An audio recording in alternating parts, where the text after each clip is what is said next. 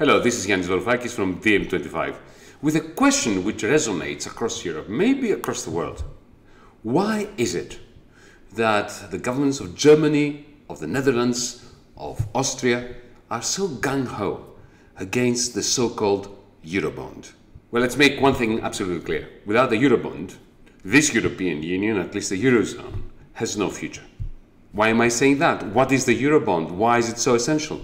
Before answering that, it's important to remember that when the euro was created, it was created on a simple principle that every euro of debt would belong to one country and one country alone. There wouldn't be any joint ownership of €1 worth of debt.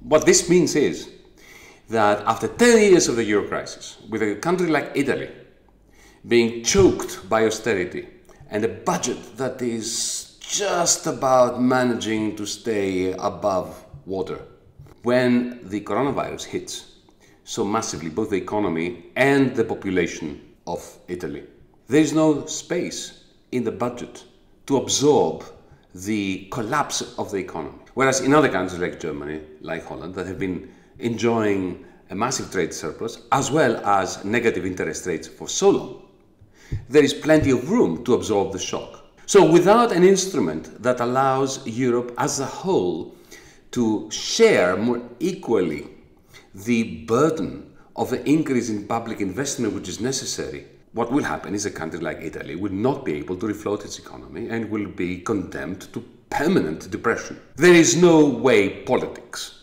in Italy, elsewhere in Europe, can allow for such a European Union to continue without generating, engendering nationalist forces that tear up this union and deliver the whole of Europe into the bosom of the nationalist, xenophobic international. This is why the Eurobond is essential. It is an instrument for Europeanizing part, at least, of the debt of member states. Without that, there will be no European Union in the days after the coronavirus. Now, what is fascinating is that even Germany and Holland are going to suffer enormously without the Eurobond.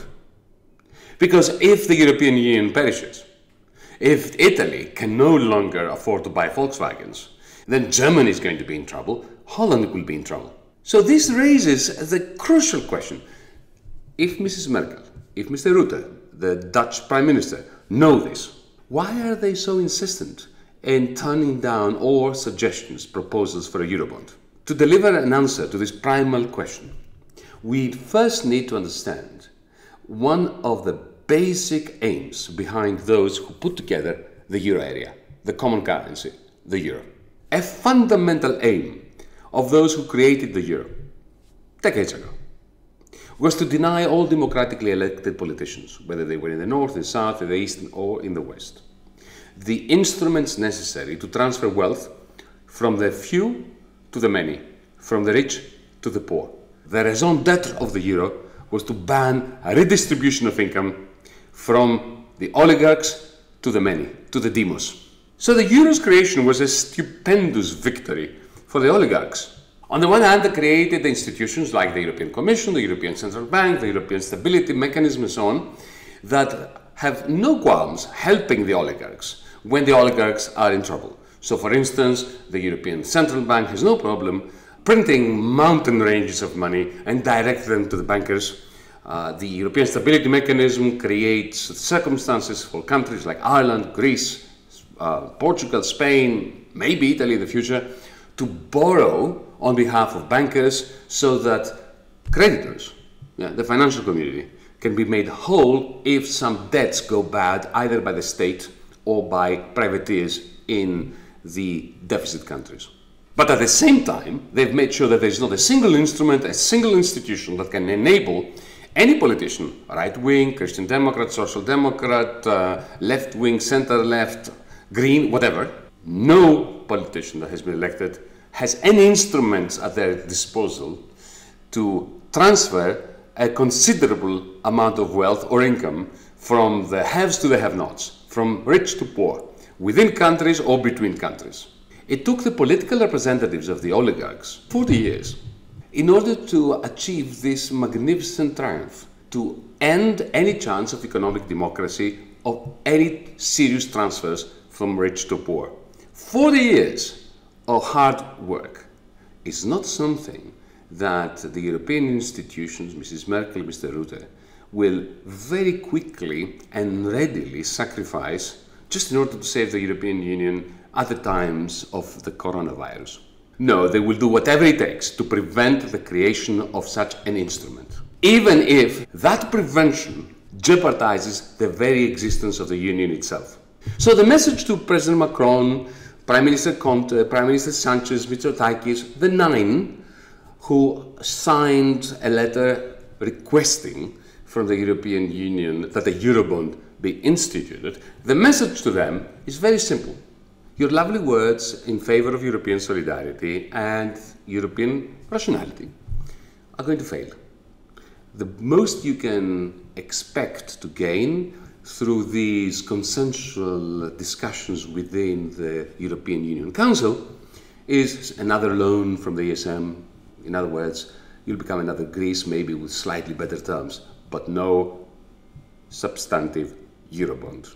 President Macron, Mr. Conte, Mr. Sanchez, Mr. Mitsotakis, and the 9 who support the Eurobond must understand that this is another 2015, not just for Greece, but for everyone, for all European peoples. Another 2015 where all the European representatives in the Eurogroup, in the European Union Council are being treated like I was being treated back then in those legendary Eurogroup meetings.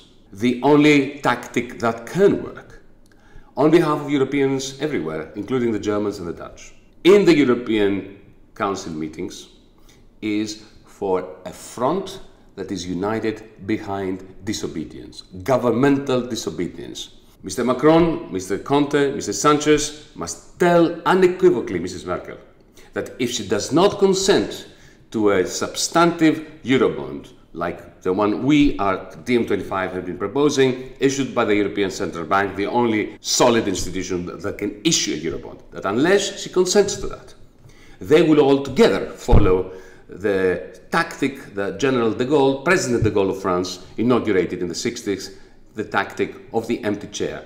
They will simply not attend another EU Council meeting and they will veto the hell out of everything that comes to it. President Macron, Mr. Conte, Mr. Sanchez, Mr. Mitsotakis, if you are not ready to abstain from every such European Union Council, from every Eurogroup meeting, Berlin, The Hague, Vienna, are going to condemn the European Union to a slow, tortuous death. To save the European Union and to give relief to our people who are now locked up and utterly worried about their capacity to earn a living tomorrow. You have to be ready to adopt what we at DiEM25 refer to as constructive disobedience. Come up with very constructive proposals like we do about an ECB-issued Eurobond, and at the same time be prepared to stay disobedient until the bitter end. Unless you are prepared to do that, the European Union has no future. The only ones who are going to have a future are the representatives of the xenophobic Nationalist International who are waiting in the wings to take over, dismember the European Union, and create a dystopia for all of our European peoples. Carpe diem.